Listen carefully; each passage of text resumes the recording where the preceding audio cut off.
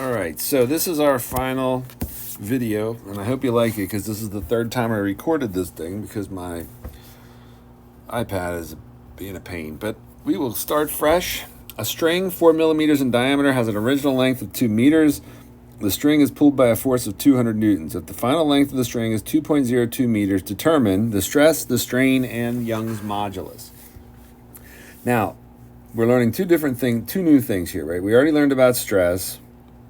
So we're learning about strain, and this is Young's modulus, or the modulus of elasticity. Now, in these equations, strain, let's look at that first. Strain, this is an epsilon that is giving us strain. It's unitless. So you'll see things like inches per inch or meters per meter. It just means there's no units. This is a delta, and that stands for deformation. So this is essentially how much it changes its length, either in compression or tension. And this is the original length. Oh, it just stopped again. No, that's the old one. Sorry, I was just whining because that came up. This is the original length of the object. In Young's modulus, we're just taking stress over strain. Since strain doesn't have any units, we're going to go with the original units for stress, which would be pascals or megapascals or psi or something along those lines. So what we're going to do first is find stress. We've done this before. Well, let's go through here and get our units first, or given. So a string is 4 millimeters in diameter. So our diameter is 4 millimeters. I'm going to leave it in millimeters and go with megapascals, because remember, a megapascal equals a Newton over a millimeter squared. So I'm going to leave that in millimeters. It has an original length of 2 meters. I'm going to say L naught because you're going to see here in a second. L naught, O there stands for original or initial. And the string is pulled by a force of 200 newtons. That would be P, 200 newtons. And here the final length, L, is 2.02 meters. So we have two different L's. So it starts at 2, stretches to 2.02. So the deformation is going to be 2.02 minus 2, 0.02 meters. That's delta. We're going to solve for stress first. Part A, stress equals P over A. That's going to be 200 newtons over pi over 4 times our diameter squared, 4 squared. And sigma comes out to be 15.92 megapascals. That's the first thing we're looking for. Part B, we're solving for strain. Epsilon equals delta over the original length, L naught in this case, 0.02 divided by 2. Epsilon is 0.01. Remember, that's unitless. And then part C, E equals sigma over epsilon, so 15.92 megapascals over 0.01. Our elasticity, our Young's modulus here, is 1592 megapascals. And that's how we solve for each part of that equation. In the next problem, a concrete wall has a height of 5 meters and a cross-sectional area of 3 meters squared and supports a mass of 30,000 kilograms. The acceleration due to gravity is 9.8 meters per second squared. Young's modulus is 20 times 10 to the 9th newtons per meter squared. Here we're going to leave everything in newtons per meter squared. So let's just go through and write down what we have. Our original length of the wall is 5 meters. The area, 3 meters squared. Now, it says mass is 30,000 kilograms. To find our force, we're going to take our mass times gravity. So that'd be 30,000 times 9.8. And that's going to be 294,000 newtons. And Young's modulus, E, is 20 times 10 to the 9th newtons over meter squared. And if you see a Y in a textbook for elasticity, that's why, because of Young's modulus. Now, first part says find stress. We have P, we have A. Stress is easy. Stress is P over A. So that would be not 5, that's the length.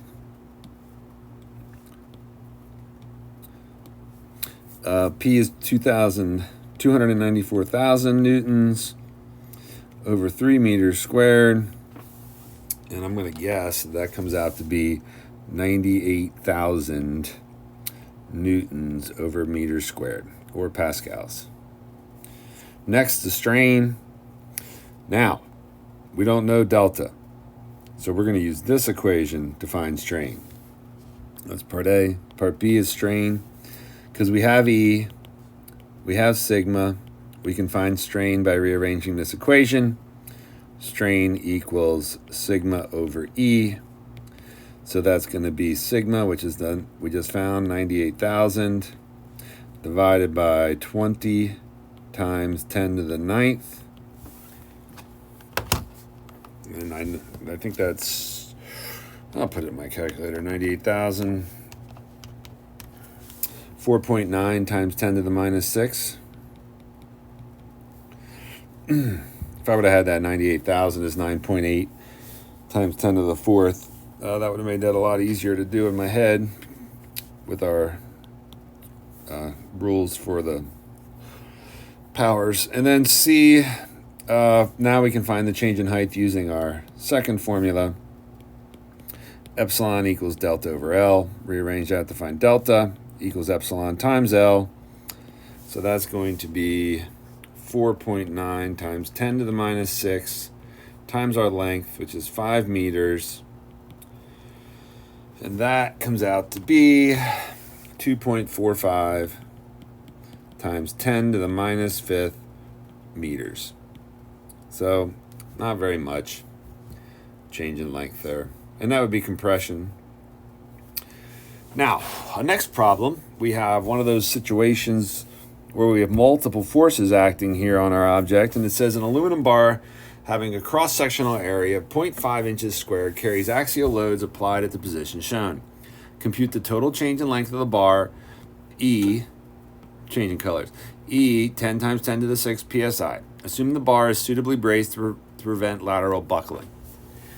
Now we're going to subsection this off to see the forces acting on our bar, and then we're going to add them all up, and the sum of the deltas is going to be delta from section 1 plus delta from section 2 plus delta from section 3. Now, we have a cross-sectional area, I'm going to write them up here because I need room, of 0.5 inches squared, and E is 10 times 10 to the 6 psi. Notice our lengths, L1, L2, and L3 are in feet. So I'm going to convert those. L1, that's 3 feet times 12 inches per foot, 36 inches. L2, 5 feet, that's 60 inches. That's times 12. And L3 is 4 feet times 12. That would be 48 inches. So those are our 3 lengths that we need. Next, we have to find our P's because each section has a different amount of force acting on it. So I'm going to section off each of these into a cross section. This would be section 1 here. Right? For section 1, we are going to have a force. The only force acting here is the 6,000. So we have 6,000 pounds is P1. P1 equals 6,000 pounds. Section 2, right, that comes out. Section it off over here. We have 7,000 here. We have 6,000 here. Right, those are our 2 forces acting here in section 2.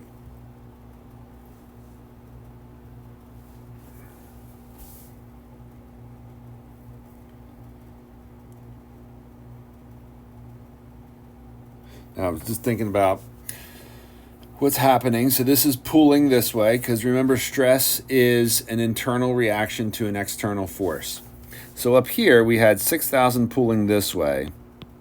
So inside the bar here where I cross-sectioned it, there are all these atoms acting, and they're trying to keep this thing together. So what they're doing is they are pulling back. So if I'm pulling over here with 6,000, these atoms inside are pulling at 6,000 to create equilibrium. If one of these forces is too big, this object, the bar is just going to break. So in this case, I have 6,000 to the left. I have 7,000 to the right. So my force of the atoms acting back at this section here is going to be 1,000 pounds. That's our reaction that keeps it together because our net force is pulling it to the right. So P2 from internal, the internal force is a compressive force that causes it to go to the left. And then for P3, this is our second section. And then our third section, right, we have 6,000. We have 7,000. And then we have another force here of 5,000 in our section here. So you can see our force, our net force is 6,000 to the left, 5,000 to the left. That's 11,000 to the left. So this force is going to be reacting in this direction, P3, of 4,000 pounds. So this is an internal reaction to these forces. It is pulling in the opposite direction, trying to even them out. So when I come up here to find out how much it deforms, I'm going to use these three forces, the three lengths we found, and A over E. So the sum of the deltas, P1 L1 over AE plus P2 L2 over AE. AE don't change. AE does neither A nor E change. And this should be a minus. Oops, that's the wrong button. This here should be a minus because it's a compressive force. So there's a minus there. And then plus P3 L3 over AE. So we can simplify this and just say 6,000 times 36 minus P2, which is 1,000 times 60, plus 4,000 times 48, all over, they all have the same denominator, all over 0.5 times 10 times 10 to the 6. And since we got our units all matched up, before we put it in there, we can shove our values in and see that we get 0.0696 inches, and this is getting bigger. So it's lengthening. And that's how you solve that problem. All right, we have a similar problem here. Our next problem. This time, we change areas. So you can see here's our data for our areas and our lengths for L1, L2, and L3. So our cross sections now, our first cross section occurs here. Then our second cross section occurs here, and then our third one's out here at the end. So for our first section, we have all of the forces acting on it, right? All the forces got to react here. We got to have a reaction at that point.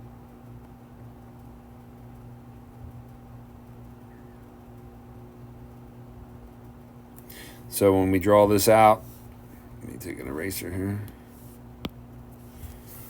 You can see our net force at that point for L1, P1, oops, I lost it, is going to be 75 plus 30 minus 45. That gives us a net force acting at that point of 60 kips. I'm going to put that in pounds, 60,000 pounds. I did that. I changed it to pounds because E is in PSI. At our second point, P2, we have the 45 and the 30. So that gives us negative 15,000 pounds. 45 is going to the left. And then P3, we just have the 30,000 pounds. So we have our three values again, our forces acting on this system. And you can see that most of the force is going to the right, so this is going to be stretching our object. When we set up our sum of deltas, delta 1 plus delta 2 plus delta 3. The only thing that changes this time is our values for, well, actually all the values change except for E. So we'll just set them all up individually. Sum of the deltas equal P1 L1 over A1E minus P2 L2 over A2E plus P3 L3 over A3E. So the sum of the deltas equal 60,000 times 12 over 0.9 times 29 times 10 to the 6 minus 15,000 times 12 over 0.9 times 29 times 10 to the 6 plus 30,000 times 16 over 0.3 times 29 times 10 to the 6.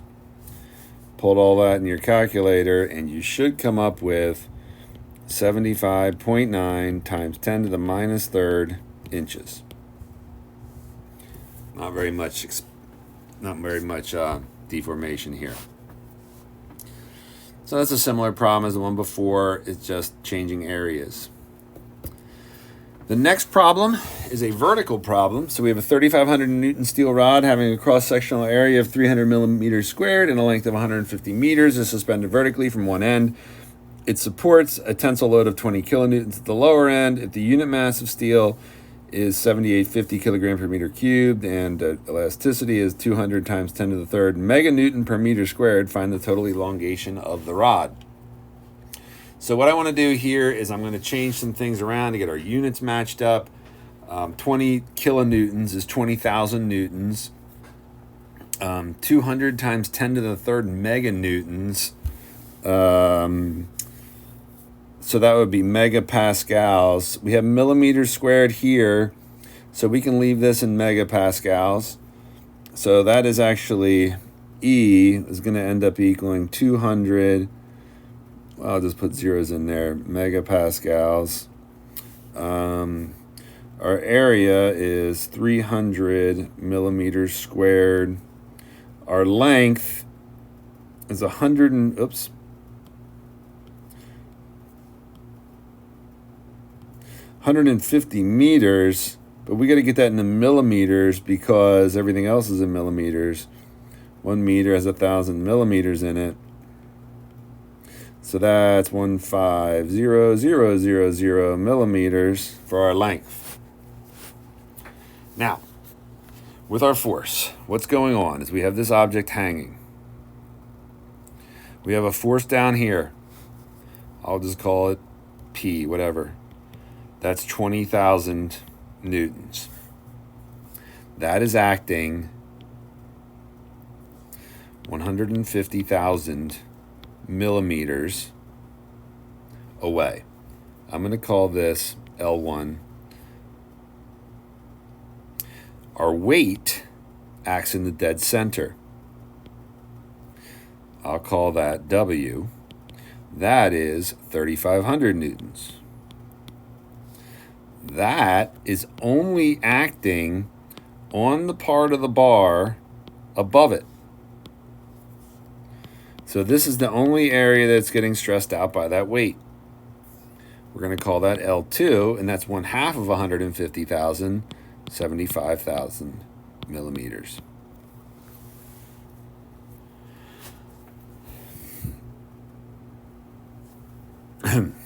So we're going to come into our problem, and we are going to find the sum of the deltas again, based on the weight and the force.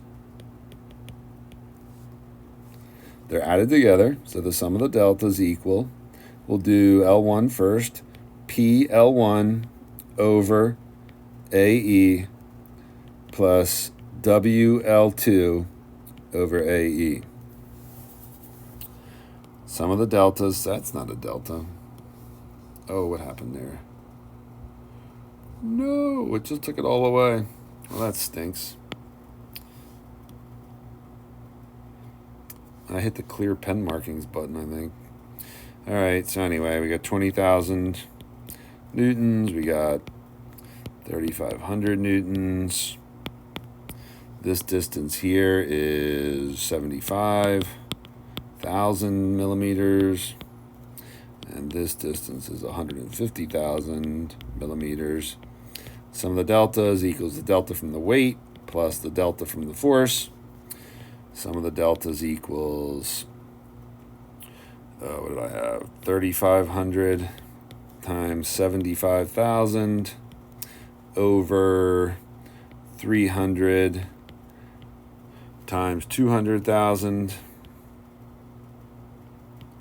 plus 20,000 times 150,000 over 300 times 200,000. The sum of the deltas equal 54.33 millimeters once that's all said and done. And sorry about erasing the whole thing and going back, but I think you get the gist. Next problem. Now we have a fun problem. This problem says a rigid bar ABC is hinged at A and supported by a steel rod at B. Determine the largest load P that can be applied at C if the stress in the steel rod is limited to 30 KSI and the vertical movement at NC cannot exceed 0.1. So we have a couple limits here. The stress in steel rod is limited to 30 KSI and the vertical movement of NC must not exceed 0.1 inches. So what we're going to do is we're going to find the maximum force for B and C, right? Without any deflection, we're going to find the maximum force that stresses out that steel rod. What can P be over here? This is P, this is B. What can P be that stresses out that steel rod? So to do this, we're just going to take our sum of the moments about point A, set them equal to 0. We have B times 2 minus P times 5 equals 0. Now, we don't have P or B, but we can solve for B using our stress equation. Right? We know that the maximum stress is going to equal B max over A. Well, we have A. We have the maximum stress. We can find B max. B max equals 30 KSI times 0.5, 15 kips. That's the maximum B can be. So 15 times 2 equals P times 5. The maximum P can be is 6 kips. That's our maximum. That is the maximum force P can be that the steel rod can withstand that stress. Now, if this rod moves, right, it's going to deflect downward 0.1 inch. This is also going to deflect downward some delta. It's a similar triangle, right? It's the same triangle for both of them. So we can set up a ratio to find delta. Delta over 2 equals 0.1 over 5. Delta equals 0.2 over 5. Delta equals 0.04 inches. So that is as far as it's going to stretch at B. That's as far as that steel rod or that steel cable there, the steel rod, it says, can stretch for our 0.1 inch maximum deflection. So if the steel rod stretches 0.4 inches, what is the force experienced in that steel cable?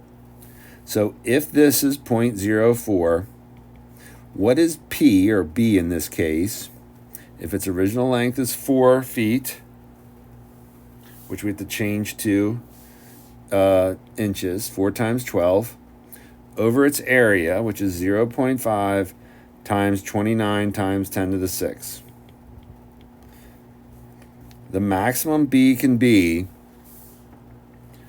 is 12,833 pounds. That's way too many numbers there. Sorry, I put an extra 3 in there. Pounds. So if we exceed, or if we stretch at point C, 0.1 inches, that steel rod experiences a force of 12,083 pounds, or 12 kips, 12.03 kips, right? Now, what is P when B is 12 kips? Well, we do the sum of the moments again. Sum of the moments about A equals 0. We have 12.1, I'm just going to use 12.1 kips times 2 equals P times 5. P comes out to be 4.83 kips. So if we put 6 kips on P, it would stretch further than 0.1 inches. So the amount of force that we can put safely at point C is 4.83 kips. That's our final answer. We use the smaller value here because we're only deflecting at 0.1 inch. So that's a fun problem that gets to use some of our previous skills. Our last problem deals with factor of safety. Now, factor of safety is a rating on how safe something is of yield stress over allowable stress, or maximum stress. So it says, consider a structure shown in the figure below. Assume that the maximum static force that can be applied is F equals 100,000 newtons. The material is structural steel. According to the data sheet, the yield stress is 250 megapascals. That's going to be sigma y. Compute the radius of the cylindrical object such that the structure can carry the force F if the factor of safety is 2.0. So the factor of safety, 2.0. And we are looking for the radius. That's our question here. What's the radius? We'll start with this equation. Sigma max equals F max over A. So A equals F max over sigma max. Pi r squared equals F max over sigma max. R equals the square root of F max over pi sigma max, right? That's our formula to find R in this case. Let's make that neater. It's driving me crazy looking at that. All right. Now, sigma max is our second equation. We can see Fs, the factor of safety, equals our stress, our yield stress over our maximum stress. So the maximum, or sigma max, equals sigma y over the factor of safety. So if I plug that into my equation down here, what happened? There we are. If I plug that into my equation down here, I get R equals the square root of F max over pi times sigma y over the factor of safety. So that's going to equal the square root of F max, which is 100,000, going to run out of room, over pi times 250 megapascals. We got to get that into pascals. So that's 250 times 10 to the 6 pascals. 250 times 10 to the 6 over 2. Oh man, that is not a lot of room. I put that into an equation, and R comes out to be 0.016 meters. That is the radius for that structure that is safe.